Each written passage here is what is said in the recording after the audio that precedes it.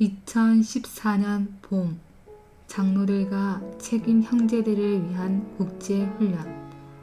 새 예루살렘에 나타나 있는 그리스도인의 생활과 교회 생활의 여러 방면들.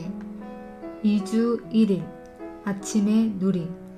마태복음 4장 23절. 예수님께서 두루 다니시면서 회당에서 가르치시고 왕국 복음을 선포하시며 백성의 온갖 질병과 모든 아픔을 고쳐주시니. 마태복음 16장 18절에서 19절. 내가 이 반석 위에 내 교회를 건축할 것이니 내가 천국 열쇠들을 그대에게 주겠습니다. 그대가 땅에서 묶는 것은 무엇이든지 하늘에서 이미 묶인 것이고 그대가 땅에서 푸는 것은 무엇이든지 하늘에서 이미 풀린 것입니다. 새 예루살렘은 거처인 천막일 뿐 아니라 또한 왕국의 중심인 성이다.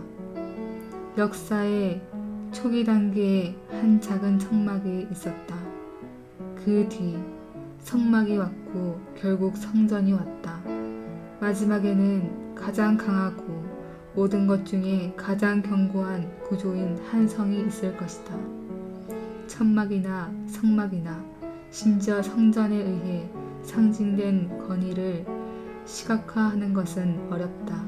그러나 성은 권위가 행사되고 있는 중심을 적절히 상징한다. 그것은 왕국의 상징이다. 하나님의 보좌가 새 예루살렘에서 보일 것이다. 왜냐하면 이 성이 하나님의 권위의 중심이기 때문이다. 요한계시록의 앞장들에서는 성과는 관계없이 보좌에 앉아 계시는 하나님을 계시한다. 그러나 결론적인 장에서 하나님은 성 안에 있는 보좌에 앉아 계신다. 그분은 지금 보좌 위에 계시지만 그때에는 전체 왕국 위에 그분의 권위를 행사하실 것이다. 오늘의 읽을 말씀. 우리는 가장 먼저 그리스도를 체험해야 한다.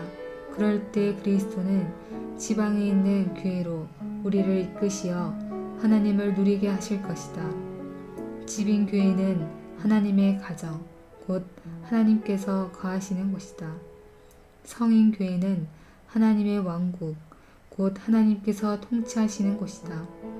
집인 교회가 확장될 때 그것은 하나님께서 통치하시고 다스리시는 장소인 성이 된다. 집인 교회 안에서 우리는 거주하시는 면에 하나님을 누린다. 성인 교회 안에서 우리는 통치하시고 다스리시는 면에 하나님을 누린다. 이것이 곧 교회와 교회들 안에서 그리스도 안에 계신 하나님을 누리는 것이다. 생명이신 그리스도는 집인 교회로 상징되신다. 신약은 먼저 우리에게 그리스도께서 우리의 생명이신 것을 말하지만 결국 그리스도께서 우리의 머리이시고 우리는 그분의 몸이라는 것을 말한다. 몸은 머리가 필요하고 머리는 몸이 필요하다. 그리스도는 우리의 생명이실 뿐 아니라 우리의 머리이시다. 만일 우리가 생명이신 그리스도만을 체험하고 아직 우리의 머리이신 그리스도를 깨닫지 못하고 있다면 우리에게는 집인 교회만 있을 뿐이고 아직 성은 없는 것이다. 우리가 그리스도께서 우리의 생명이실 뿐 아니라 우리의 머리이신 것을 깨닫는 바로 그때 그리스도는 두 번째 단계의 확장을 얻으실 것이다. 그럴 때 교회는 집일 뿐 아니라 성일 것이다. 집은 주로 생명과 관계되고 성은 주로 머리와 관계된다. 성경은 먼저 왕국을 제시하고 그 후에 교회를 제시한다. 천국이 권위를 얻는 곳에 교회가 건축될 것이다. 교회는 한 무리의 사람들이 하늘의 통치를 받아들이는 곳에 존재한다. 따라서 왕국이 임할 때 교회가 산출된다. 우리는 어떤 종류의 생명이든지 생명은 하나의 왕국이라는 것을 보았다. 그러므로 왕국은 생명 자체이다.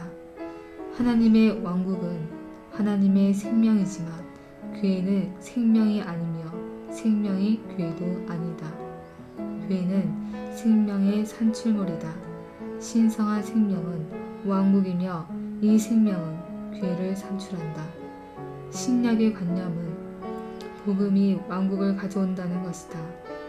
복음은 교회를 가져오는 것이 아니라 교회를 낳는다. 따라서 복음은 하나님의 왕국을 가져오며 복음은 또한 하나님의 교회를 낳는다. 이것이 신약에서 복음을 왕국 복음이라고 부르는 이유이다.